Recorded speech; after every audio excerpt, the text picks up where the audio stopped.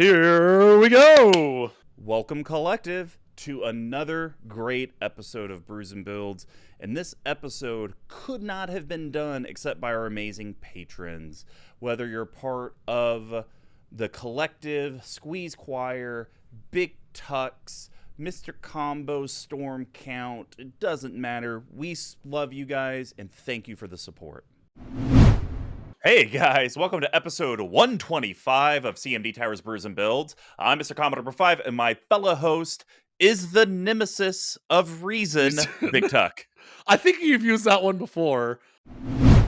Well, guys, a great way that you can support CMD Tower is to head over to our Patreon, patreon.com/CMD Tower. We have 4 different tiers for literally $1 a month. You can get into the Discord, you get entered into a bunch of ways to interact with the cast on our episodes, or for $5, $15, or $25, you actually get swag, and continually get new swag whenever we do come out with new drops. So, patreon.com/CMD Tower. Now, if you're an existing patron of the Collective and you have someone you want to refer, just make sure they message us on Patreon. We do have a great referral program, so if you get someone to sign up, depending on what tier, will kind of depend on what free swag we send you. So be sure to grow the Collective. Now, we do have a great store. It finally is up and running after a weird WordPress WooCommerce decided to give us the bird and just shut down for however long it was shut down. Did get orders shipped out at cmdtower.com/merch. That's where you're going to be able to get our amazing Jund sweater. That's where you're going to be able to get our foil playmat, our matte sleeves, our reminder tokens, coins, all of the different accoutrements you need to bling out your cardboard. So be sure to head over to cmdtower.com/merch.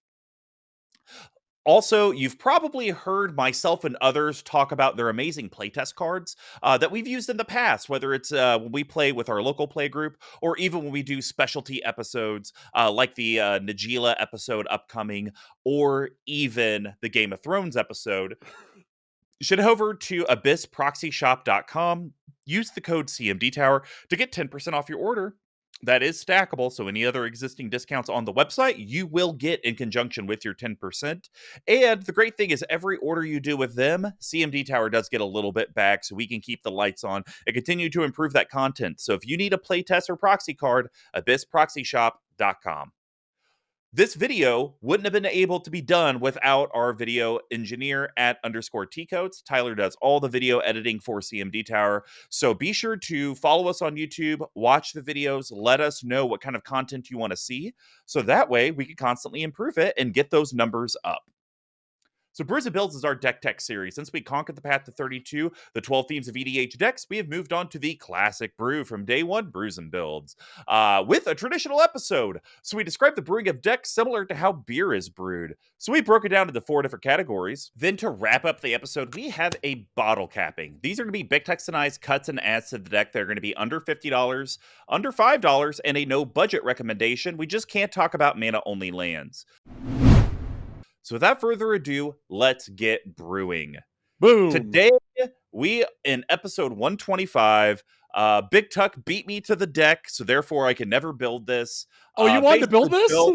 Built the best Ashiok tribal possible with Umbris imbuing nightmares in your dreams. So this is Umbris Fear Manifest. All right, let's head over to our bottle capping. And as a reminder, these are going to be big textonized cuts and adds to the deck that are going to be under $5, under $50, and then a no budget recommendation. We just can't talk about our mana-only lands like Underground Sea. So BigTuck, what's the first card you're going to cut? Fairly new deck. I've been victim of it. Do I bring these to Brews and Builds? And it becomes difficult to cut because I just built it. But what did you pick? We'll start with the one we talked about, Author of Shadows, right? I'm just not sure if it's going to have the juice that we're looking for. And for those who need a reminder, 4 colors and a black for a 3/3 Shade Warlock. As it enters the battlefield, exile all cards from all opponents' graveyards. Choose a non-land card, exile this way. You may cast a card for as long as it remains exiled, and you spend mana of any. You may spend mana as though it was mana of any color to cast that spell. I just don't know if this card has the juice for what I'm looking for in the deck. I may be wrong with like some of the mill effects I have in here. But I don't feel like this card is really going to help me push through to the end game, which I think I need, as you can see by the 9 yeast, I really could use some help for. So there's this card that we have probably talked about 10, 20 times on this podcast. And that one is Key to the City. Just Oh, just yeah. utility up. It's so stupid. I don't know why it's not in here. So 2 colorless for an artifact. It's literally 10 cents, 20 cents rather. Tap, discard a card. Up to 1 target creature can't be blocked this turn. Whenever it becomes untapped, you may pay 2. If you do, draw a card. Unblocked is insane with Umbris as he gets bigger. I do feel like that is, regardless if we change this to more of an ETB effect or something like that, he's always going to be massive. So getting ways that he can punch through for damage repeatably at a low cost is really important. And we've talked about how this is a political card, right? Someone needs to punch in a little bit more, just 1 more or 5 more damage to kill someone with commander damage. So sure, like I'll make him unblockable to end a turn. Yeah. Draw a card if you have nothing else to do, you can just discard a land or some high creature cost, draw another one. This card is just so utilitarian and has so many different aspects in this deck that it needs. Yeah, I mean, you hit everything on the head. So I really don't have anything to add because the biggest thing is if you are going to have a part of your winning strategy as like my commander is going to knock people out, you have to have ways to make it Yeah. unblockable or evasion. You can't just think like, oh, I'll have 2 or 3 and that's enough. You need 10 plus, but you also then have to make sure that it fits in with how the rest of the deck wants to operate in case your commander becomes irrelevant. And I think Key to the City is a good balance of all of that. Yeah, completely agree. All right, I'm cutting. I'm so disappointed. Ruin Crab. So that was Blue. right on the list for me as well. So I'm Cutting here blue. for it. Creature crab, 0/3. It has landfall, so whenever a land enters the battlefield under your control, each opponent mills 3 cards. Yes, that is 9 cards a land that it mills. But, you know what's better than whenever a land enters the battlefield? Whenever a permanent enters the battlefield! We're going all through the brood. It's under $5. I'm so disappointed. Colorless artifact. Don't even need to look it up. It came out in Khans of Takir, and it does the following. If a permanent would enter the battlefield under your control, each opponent puts a card from the top of their library into their graveyard. Literally so much better because a lot of the stuff I'm going to be talking about, Tuck, is going to deal with enter the battlefield. So Gotcha. you're Okay. going to be flickering. You're going to have your nightmares and horrors and stuff re-enter over and over. So you're going to get more triggers off of Altar of the Brood than you are Ruin Crab. I do think you need to have a effect like this in the deck because you need the basic mill for you just playing the game. And both of these cards do that in spades. I think Ruin Crab, though, gets outclassed by Alter the Brood specifically in this deck because you don't have a landfall mechanic or theme.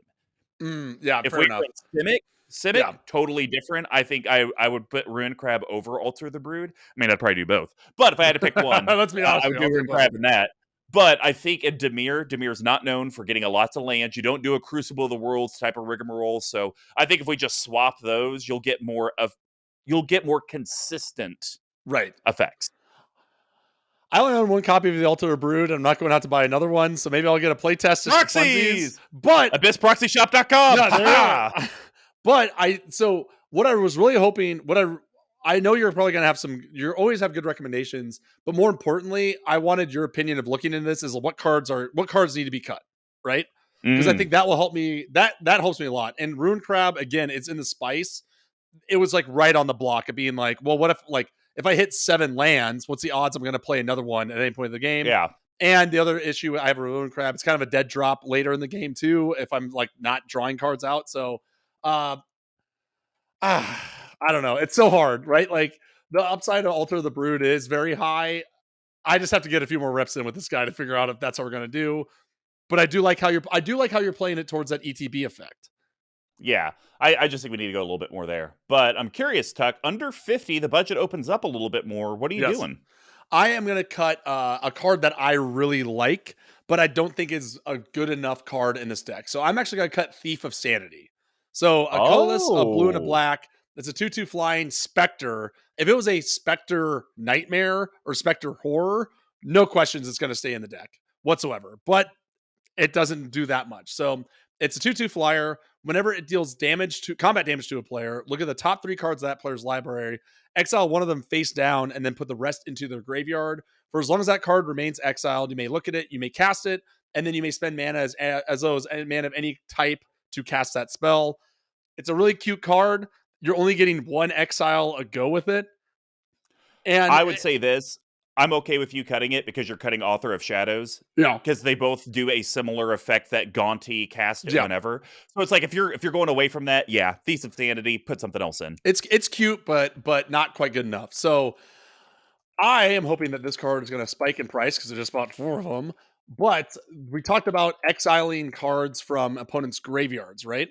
So I feel that mnemonic betrayal is a real interesting kind of finisher or late game play. So colorless and a blue, that's MNEMONICK betrayal. For a colorless, a blue and a black, we have a sorcery that's a mythic for around $3. So exile all cards from all opponents' graveyards.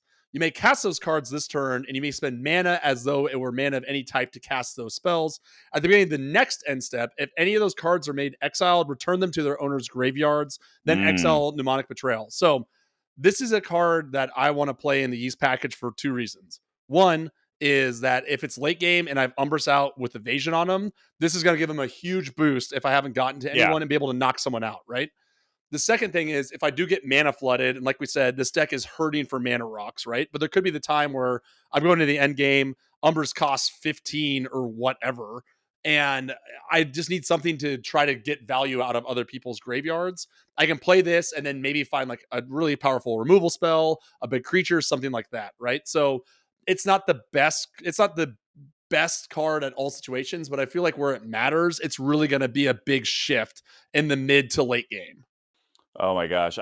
Sorry, you talking about Umbris. I was like, do we need to put Arc Bond in here? Choose target creature, whenever that creature is dealt damage. Or I guess that's when it's dealt damage. We got to figure out a way to have, like, whenever Umbris deals damage, it deals that much to your Oh, opponents. yeah, no, that would be insane. Oh, that would be gross. But no, I like Mnemonic Betrayal. I'll say this though. This is the kind of card that could be a dead card depending on when you cast it. Because if Mhm. you have out your like Leyline of the Void and you've already been exiling Right. everything, you're just gonna get this and be like, oh, all right. But I guess at that point, like Umbris is probably doing his thing. So this is a weird card for me because I it's agree. like it's either a dead draw or it's a game wrecker. Yeah, exactly. And I think like for the cost of admission to get into it, it's worth running. But I could, to your point, I could see this very much being like, okay, Mnemonic Betrayal is not getting there. Author of Shadows, I'm bringing him back in, right? Yeah. Like I just need that on the spot immediately that stays in exile. Yeah, no, that's fair. All right, Tuck, under 50. I wanted to do something special here. So I got some synergy. We are going to be cutting 2 cards and adding 2 cards Ooh, because it's a little combo action. okay, So we are cutting Cabal Therapist, fair. single black creature horror, 1/1. It's a rare. It has menace. At the beginning of your pre-combat main phase, you may sacrifice a creature. When you do, choose a non-land card name. Then target player reveals their hand and discards all cards with that name. I hate those effects in Commander, and I'll just leave it at that. Sure. Foul Watcher will also be cut. So, Oh, Foul Watcher is a colorless blue creature nightmare bird, common, 1/2, flying. When a DTB, surveil 1. Foul Watcher gets +1/+0 as long as there are 4 more card types among cards in your graveyard.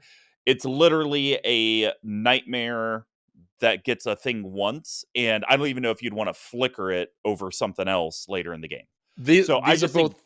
these are like very low floor, very low ceiling cards. Yeah. And the only reason why they're in there, to your point, is like when Umbris is out for 3 mana, I can get his triggered ability twice, right? Like that's Yeah. it. That's the only reason why they're in there. They serve no other purpose. So I was kind of on the fence about Cabal Therapist as well. So Well, the card I want to add is a horror, so we do check that box. And the card is $48.28. It's only been printed once in the dark. And the other card I'm pairing with costs like $7. So technically each card is under 50. Technically. We're gonna put in Eater of the Dead. 4 oh, colorless sure. black, creature horror, untap Eater of the Dead, remove target creature card in a graveyard from the game, and we are going to pair that with Opposition. 2 colorless blue Oh enchantment, God. tap an untapped creature you control, tap target artifact, creature, or land. So literally, guys, the mechanic is you untap Eater of the Dead, exile a creature card from a graveyard, you retap Eater of the Dead. Now you can tap one of your opponent's things, untap it. You got infinite exile your opponent's creatures, And I think this is important, Tuck, because I've already acknowledged you don't have as many mass exile effects that are in the deck. So I think you Right. need a way that could be able to do it on the fly. Even if either of the dead, you're just getting the tap once a turn. It's a horror and it's still doing a thing. So you're kind of getting, what would that be, 3 cards for the 1 card. But Right. then if you get opposition, whoa. And I think this is a deck you're probably, as much as you talk about it, I don't think you're going to be in the red zone that much without Umbris. So it's like, hey, I'm holding back. Okay, end of your turn. I'm going to tap all my nightmares, do this stuff to you guys. Okay, now I'll untap. And Free turn. yeah, and it's a horror, so like that kind of stinks. Like, I mean, that's like good, right? That's what sucks about it. I feel like this card used to be like no money, like $5, and now it's I think it's on reserve list, and people just scooped it up. I It like is it. not on the reserve list. It isn't. Nope. There must have just been a buyout or something. I could have sworn this was went up. Yeah. Oh yeah, big time. Used to be 13. Now it went up to Wow. 500, and then now it's down to 50. So it's like it's free effectively. Yeah, Yeah, it's effectively free. It's interesting. It's interesting. I really have to think about this. I do like opposition as a card, and it's good to have. I'm just worried. I'm worried with the Eat of the Dead, like because I'm if we're cutting out mill stuff, is there going to be creatures to exile in graveyards? I think there is because I'm just to be honest, Tuck, if you're not milling and exiling graveyards, you don't need to be playing Umbris unless you're Mm, just going to go shapeshifter tribal, getting every yeah, nightmare and horror on the planet. I'm constantly ETBing, and that's how I'm going to. Because Umbris wants to get rid of libraries and put them in exile. right. So you need as many ways to do that as possible. So I think that's just where you're going to really have to challenge yourself in am I okay having this kind of interesting deck that really can't do its thing amazingly or consistently because I'm trying to do a whole lot of different Sure, sure, stuff? sure. Yeah, it probably is being pulled in a few too many directions. I'll give you that. All right, well, give us your no budget cut and add. I actually own this card, so I'm really excited about that. But I'm the card I'm going to cut is Doom Weaver. So it's 4 colorless double black for a spider horror. That's a colorless and 8, or sorry, it's a 1/8 with reach. It's got soulbound. When it enters the battlefield, you may pair it with another creature. When either enters the battlefield, they remain paired for as long as you do. As long as Dreamweaver is paired with another creature, each of those creature has when this creature dies, draw cards equal to its power. I put it in here because it's a horror and it's a blocker. I don't really think it does a lot besides that, to be honest with you, for 6 mana. Like, this card doesn't win me the game. It may draw me a handful of cards here and there, but the amount of creatures I'm going to be playing are pretty low in that power and toughness, and I'm not going to be bouncing them back and forth. So, cute card. I think I got swept away with the current of the underwash current of horror stapled to it. Yeah, I'd agree. And I think the other thing, Tuck, to realize the more you talk about this deck, you're not saying I'm running Umbris out as quickly as I can. So if Right. Umbris isn't on the battlefield as quickly as you can, then you actually don't need to have Horror Nightmare Tribal unless you're just trying to force that on yourself. Yeah. Because none of those cards are going to get any effects with Umbris unless Umbris is on the field. Yeah, So, exactly. No, I hear you. So I'm dusting off the old checkbook because at some point in my life, I accidentally got 2 of these sent to me in the mail by accident when I should have gotten 1, and uh, I've yet to find a card for it yet. What's better, attacking and milling 10 or attacking and exiling 20? Ulamog. Ulamog. Ulamog the Ceaseless Hunger. 10 drop for a 10/10 legendary creature Eldrazi that's a mythic for 40, $50 about. When you cast him, exile 2 permanents. He has indestructible. When he attacks, defending player exiles the top 20 cards of his or her library. This is a yeast card in and of itself. 10 mana is absurd. I understand that. My cost of the deck, my CMC is going to go through the roof with it, but how can you not include him, right? It's too cute. I have a copy. I have no idea what other deck I'm going to put him in. We're gonna make some room for some more rocks, maybe some better card draw, and then we're gonna cast him, and I'm gonna have the time of my life. So here's how I'd look at this card. I agree, slam dunk in the deck. Oh my god, the Battle for Zendikar promo is $181. Woof.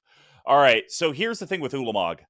This is the best backup commander you could ask Yep. for in this deck because it is 10 mana. It's absurdly expensive, but we have to think about it. By the time Tuck wants to cast Ulamog, you've probably cast Umbris 4 times Mhm. for 5, 7, 9, maybe 11. Once you Maybe. get beyond 11, it's like, I don't know if I could do that, but by that point in the game, your opponent's library should be pretty small to where Right. one swing with Ulamog probably exiles their entire library. Exactly. Especially when they've been attacking each other with crumbling sanctuaries on the board, all these other things, all these other fringe cases that I talked about. If I can get the mana to cast him, I feel, but like, it is kind of a cop out because I think you can make an argument in a lot of decks where it's like if you have the mana to cast Ulamog, you're probably going to be on the win, but it's flavorful and I have a spare copy. There we go. All right, my no budget. I am cutting very cute. It's very cute, but no, it's absurdly expensive. And if you're gonna have a 7 drop in here, just go with Cyclonic Rift. Come on, man. We are going to cut the Hull Breaker Horror. I know No, everyone wants this card. No, it's stupid. it's Cyclonic Rift's already in the deck. Yeah, well, good. It's better than this. Good, 5 good. colorless blue, creature Kraken Horror. It's a rare. It's a 7/8. 7 mana. Flash. Spell can't be countered. Whenever you cast a spell, choose up to 1. Return target spell you don't control to its owner's hand. Return target non-land permanent to its owner's hand. You're not going to be casting that many spells. Get over it. It's way too cute. No. You're not casting enough spells. We're gonna play our Cabal or our Cabal No, Therapist no, after this. Rune no, Crab. It's just gonna no. turn it. We're gonna turn this into No, our it's not. mainstay. It's absolutely not.